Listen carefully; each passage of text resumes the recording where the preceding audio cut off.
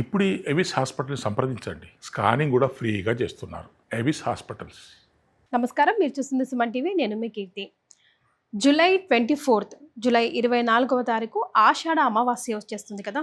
So రకరకాల సమస్యలతో మనమంతా కూడా బాధపడుతూ ఉన్నాము. ముఖ్యంగా పెళ్ళిళ్ళు కాకపోవడం, పెళ్ళిళ్ళు అనుకున్న టైంకి అవ్వకపోవడం, మ్యాచెస్ రాకపోవడం, వస్తున్న మ్యాచెస్ వచ్చినట్టే వచ్చి వెనక్కి వెళ్ళిపోవడం, పెళ్ళిళ్ళకి సంబంధించిన సమస్యలు ఇలా ఉంటే ఇక పిల్లలు మాట వినకపోవడం, పెడదారణ పడడం అండ్ అప్పుల బాధలు, ఉద్యోగాల్లో సమస్య, వ్యాపారం పెడితే సరిగ్గా అనుకూలంగా ఉండకపోవడం, ఇలా రకరకాల సమస్యలకి సరైన సమాధానం ఈ ఆషాఢ అమావాస్యని సద్వినియోగం చేసుకుంటే గనుక అంటున్నారు ప్రముఖ ఆస్ట్రాలజర్ బ్రహ్మశ్రీ నందిబట్ల శ్రీహరి శర్మ గారు. స్వయంగా వారే మనతో పాటు ఉన్నారు.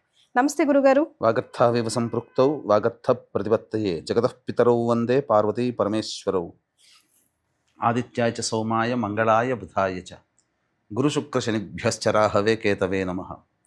శృంగేరి జగద్గురు పీఠాధిపతులకి, కంచి పీఠాధిపతులకి నమస్కారములు తెలియజేసుకుంటూ కార్యక్రమాన్ని ప్రారంభిద్దాం. గురుగారు, జూలై 24 ఆషాఢ అమావాస్య ఎన్నో సమస్యలకి సరైన సమాధానం ఈ రోజుని సద్వినియోగం చేసుకుంటే గనుక అని మీరు చెప్తూ ఉన్నారు కదా, ఏ రకంగా? వీక్షించేటువంటి ప్రేక్షకులు కూడా చాలా అతి క్లుప్తముగా మీకు వివరించడం జరుగుతుందమ్మా. సావధానంగా చక్కగా వినండి.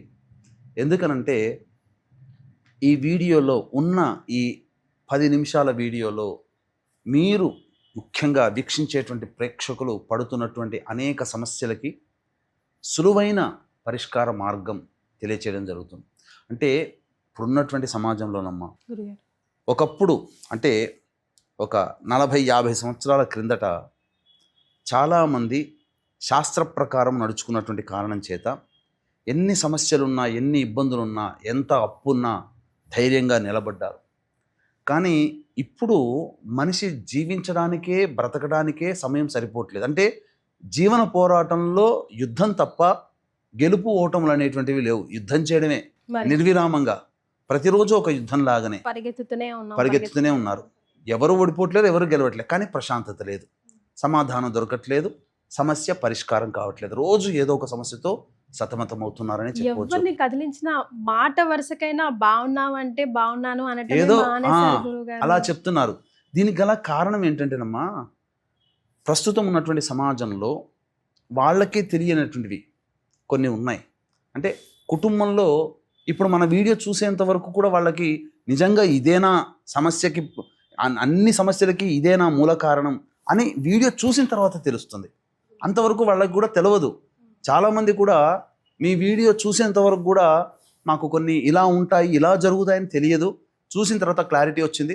కాబట్టి మీరు చెప్పిన పద్ధతి ప్రకారం మీతో పాటే నడుస్తామని చెప్పి గత 15 సంవత్సరాలుగా ఈ మాట వినడం, చెప్పిన మాట వినడం, తద్వారా వాళ్ళ జీవితంలో ఎంతోమంది బాగుపడ్డారు. ఇది నిజం గురుగారు. కమెంట్ బాక్స్ చెక్ చేస్తేనే అర్థమవుతుంది చాలా మందికి. చాలా. ఎందుకనంటే ఈ రోజుల్లో పిల్లలు గొప్పగా చదువుకుంటుంటారు, ఉద్యోగం ఉంటుంది, ఆస్తి ఉంటుంది, అందం ఉంటుంది, వివాహాలు కావట్లేదు.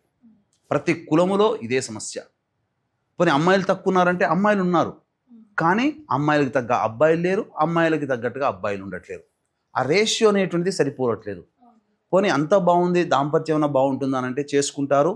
ఏదో ఫస్ట్ షో, ఈవినింగ్ షో చూసినట్టుగా కొన్ని రోజుల్లోనే వాళ్ళ దాంపత్య జీవితం అనుమానాలు, అగాధాలతో దూరం అయిపోతున్నారు.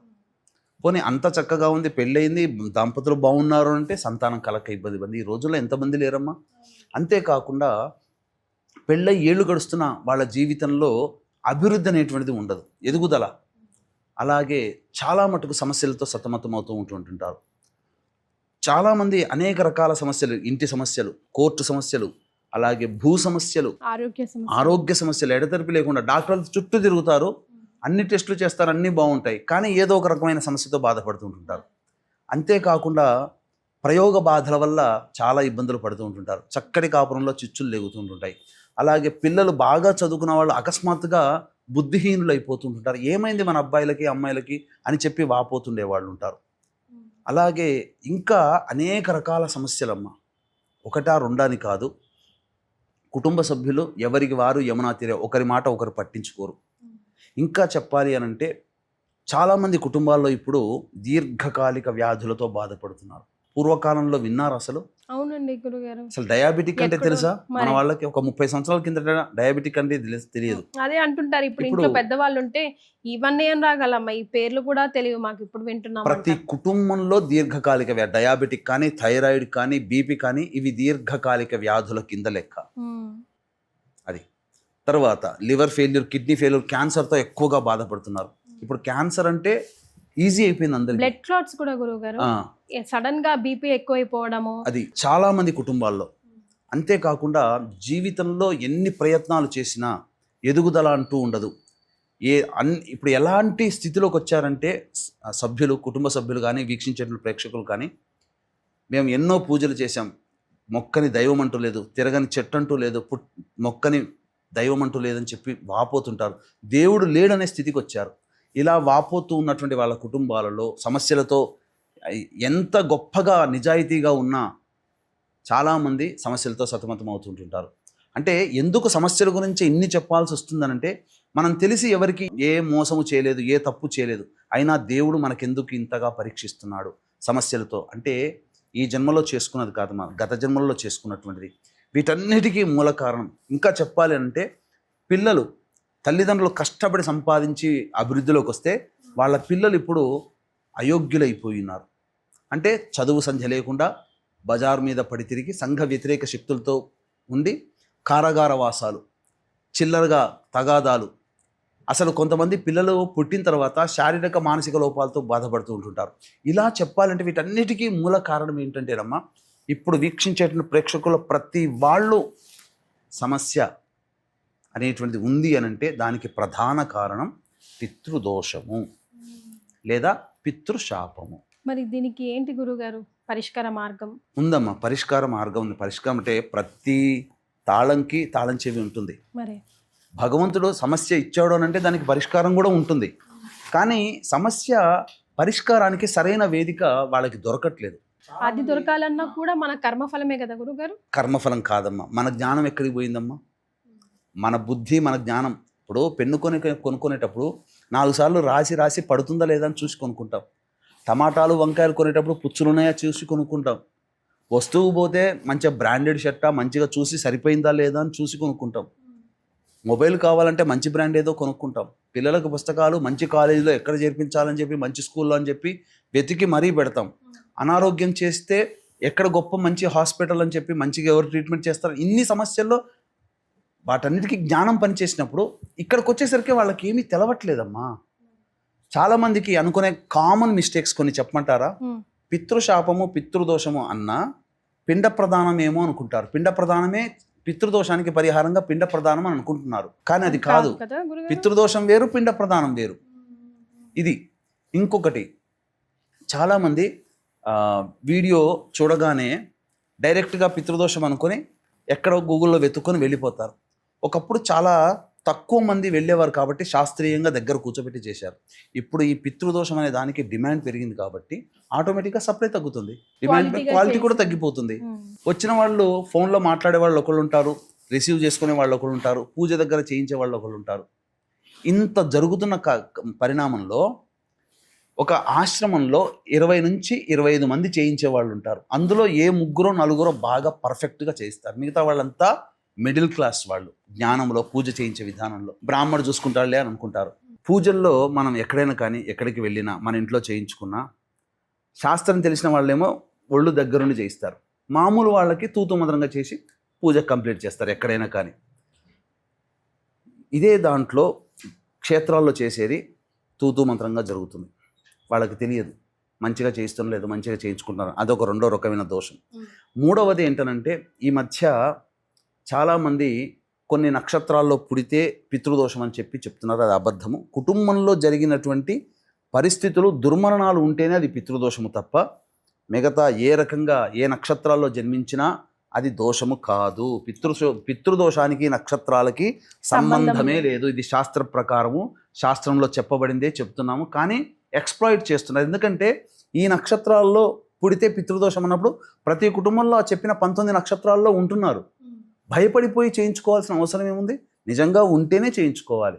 కాబట్టి వీక్షించేటువంటి ప్రేక్షకులు భయపడాల్సిన పని లేదు. ఇక పాయింట్లోకి వస్తేనమ్మా, ఈ పితృదోషానికి మన పీఠం ఆధ్వర్యంలో ప్రతి నెల చక్కగా కార్యక్రమాలు అనేటువంటి చేయించడం జరుగుతుంది. చక్కగా ఇక్కడి నుంచి తీసుకుపోవడం జరుగుతుంది పరిమితమైన సంఖ్యలో. ఫస్ట్ బేసిస్ అంతే, ఫస్ట్ కమ్ ఫస్ట్ బేసిస్గా ఆషాఢ అమావాస్య పితృదోషాల నివారణకి చక్కటిదైనటువంటి రోజు గురువారం అయింది. పునరసు నక్షత్రం ఉంది. ఇంతకన్నా మంచి రోజు దొరకదమ్మ పితృదోషాల నివారణకి. అంతేకాకుండా మోసం ఇంకా ఎక్కడ జరుగుతుందనంటే, ఇలా నక్షత్రాలు పుడితే దోషం అని చెప్పి భయపెట్టి తీసుకుపోయి గంటలో పూజ కంప్లీట్ చేయిస్తున్నారమ్మా. 3 నుంచి 4 గంటలు పడుతుంది పూజ కంప్లీట్ కావాలంటే. మరి ఇప్పుడు జరుగుతున్న మోసం ఏంటి? ఆ చెప్పిన వాళ్ళే వచ్చి తొందరగా చేయించి ఇంకెంతసేపు అని చెప్పి చేయిస్తున్నారట. అట్లా పురమాయిస్తున్నారు. కాబట్టి ఈ పితృదోషము అని అంటే గుర్తుపెట్టుకోండి ప్రేక్షకులుగా, తండ్రి వైపు 6 తరాలు, తల్లి వైపు 3 తరాలలో కేవలం దుర్మరణాలు కనుక ఉంటేనే అది పితృదోషం తప్ప నక్షత్రాల్లో జన్మించిన వాళ్ళకి పితృదోషాలు అంటూ ఉండవు. దుర్మరణాలు అంటే road accident, fire accident, suicide attempt, నదిలో బావిలో పడి చనిపోవడం, ఇంట్లోంచి వెళ్ళిపోవడం, లివర్ ఫెయిల్యూర్, కిడ్నీ ఫెయిల్యూర్, క్యాన్సర్తో చనిపోవడం, 60 సంవత్సరాల లోపల కుటుంబ సభ్యులు ఏ విధంగానైనా చనిపోయినా, అలాగే కరోనాలో చనిపోయినా, కాలసర్పదోషంలో జన్మించిన, స్త్రీ హత్య, గోహత్య, బ్రాహ్మణ హత్య కుటుంబంలో పైతరాల్లో ఎవరైనా చేసినా, అలాగే కుటుంబ సభ్యులు తరచూ యాక్సిడెంట్స్కి గురవుతున్నా, ప్రయోగ బాధలతో సతమతమవుతూ ఉన్నా, ఇంట్లో కేవలం ఆడ సంతానమే ఉండి పురుష సంతానం లేకపోయినా, అలాగే ఇంట్లో ఎవరింట్లోనైతే ఇంటర్ క్యాస్ట్, ఇంటర్ రిలీజియన్ మ్యారేజ్లు జరుగుతాయో వాళ్ళ ఇంట్లో పితృశాపాలు ఉన్నట్లే.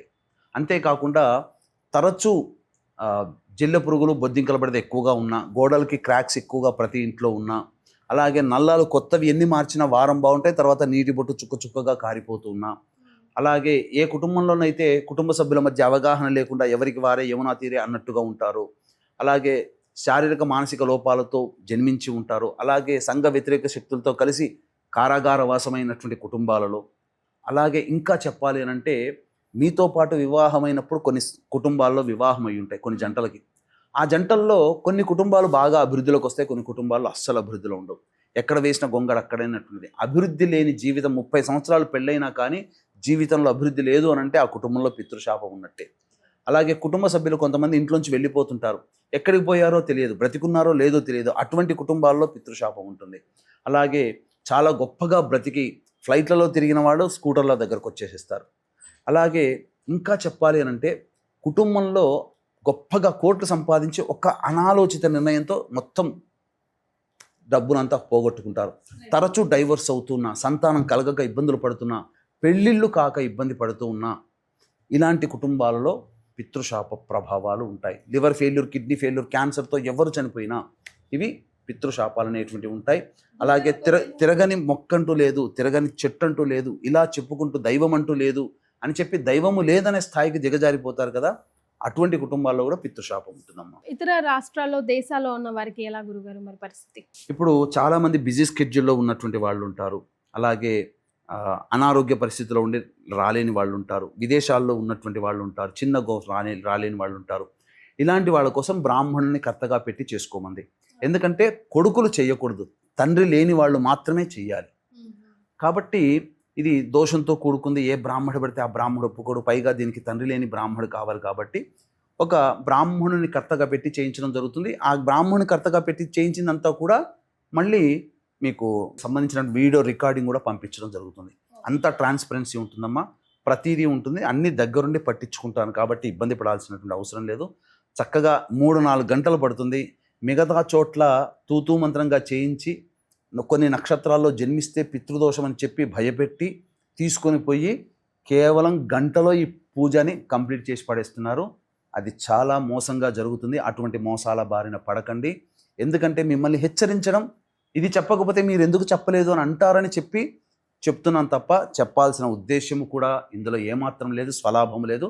కాకపోతే 15 సంవత్సరాలుగా ఈ యొక్క కార్యక్రమాన్ని దగ్గరుండి చేయించడం జరుగుతుంది. మన అనుభవంగా చెప్తున్నాను, నిజాయితీగా జరుగుతుంది. అవకాశం ఉన్నవాళ్ళు ఈ నెల 24వ తారీఖు రోజున జరిగేటువంటి పితృదోష నివారణ కార్యక్రమంలో పాల్గొనే ప్రయత్నం చేయండి. రాలేని వాళ్ళ కోసం బ్రాహ్మణుని కర్తగా పెట్టి చేయించడం జరుగుతుంది.